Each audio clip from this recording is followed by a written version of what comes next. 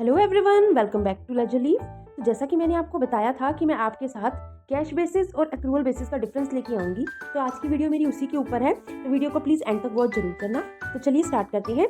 सबसे पहले आता है बेसिस ऑफ रिकॉर्डिंग, यानी कि अगर हमें रिकॉर्डिंग करनी है तो हम किस आधार पर रिकॉर्डिंग करते हैं। अगर हम कैश बेसिस की बात करते हैं ऑन एक्चुअल रिसीट और पेमेंट ऑफ कैश। इसका कहने का ये मीनिंग होता है कि जब हमारे हाथ में एक्चुअल में पैसा आ जाता है तब हम इसकी रिकॉर्डिंग करते हैं। और अगर बात करते हैं एक्रूअल बेसिस की, तो इसमें क्या होता है ऑन अर्निंग ऑफ इनकम और इकरिंग ऑफ एक्सपेंसेस। कहने का मतलब होता है कि जैसे ही हमने पैसा कमा लिया और जैसे ही हमारे एक्सपेंसेस खड़े हो गए वैसे ही हमने इसको रिकॉर्ड कर दिया, वटएवर हमारे हाथ में कैश आए या ना आए।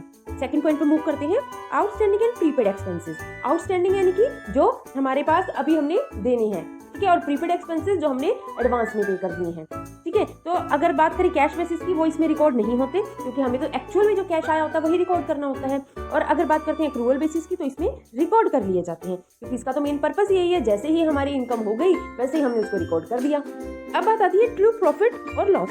कैश बेसिस कभी भी ट्रू प्रॉफिट और लॉस को शो नहीं करता, बट जो एक्रूअल बेसिस होता है शोज ट्रू और करेक्ट प्रॉफिट और लॉस, ठीक है। नेक्स्ट है balance sheet preparation.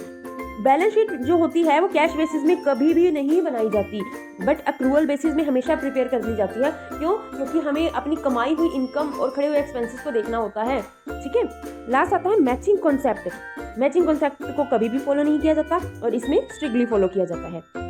Usefulness, cash basis जो होती है वो यूजफुल होती है स्मॉल बिजनेसेस और प्रोफेशनल्स के लिए, यानी कि जो छोटे तौर पर काम करते हैं उनके लिए कैश बेसिस ठीक रहती है। बट अगर बात करते हैं एक्रूअल बेसिस की, तो लार्ज बिजनेस और कंपनीज में ये एक्रूअल बेसिस जो होता है वो ज़्यादा यूजफुल रहता है। Accounting standards doesn't follow the accounting standard. Cash basis में कभी भी अकाउंटिंग स्टैंडर्ड को फॉलो नहीं किया जाता और एक्रूअल बेसिस में हमेशा अकाउंटिंग स्टैंडर्ड को फॉलो करके चलते हैं। अच्छा, तो स्टूडेंट्स मेरे को प्लीज़ कॉमेंट करके बताना कि किस किस को अकाउंटिंग स्टैंडर्ड्स के बारे में पता है। अगर नहीं पता तो प्लीज़ एक बार बता देना, मैं इसकी एक फुल वीडियो जरूर लेकर आऊंगी आप सबके साथ, क्योंकि ये बहुत इंपॉर्टेंट टॉपिक है क्लास 11th की बेस पे। अब नेक्स्ट आता है समरी। समरी का मीनिंग होता है कि हमने पूरा इसमें जज कर लिया कि अब एक्चुअल में कैश बेसिस और एक्रूअल बेसिस में क्या आएगा। कैश बेसिस में क्या आता है, कैश रिसीव्ड और पेड, यानी कि या तो कैश हमारे पास एक्चुअल में आता है और या फिर हम एज एक्सपेंसेस कैश को पे कर देते हैं। Accrual basis income earned and expenses incurred, यानी कि जब हमने इनकम कमा ली, इनकम को कमाना और एक्सपेंसेस का होना, यही इसमें लिखा जाता है एक्रूअल बेसिस में। तो बच्चों ये तो थी हमारी आज की वीडियो कैश बेसिस और एक्रूअल बेसिस के डिफरेंस की।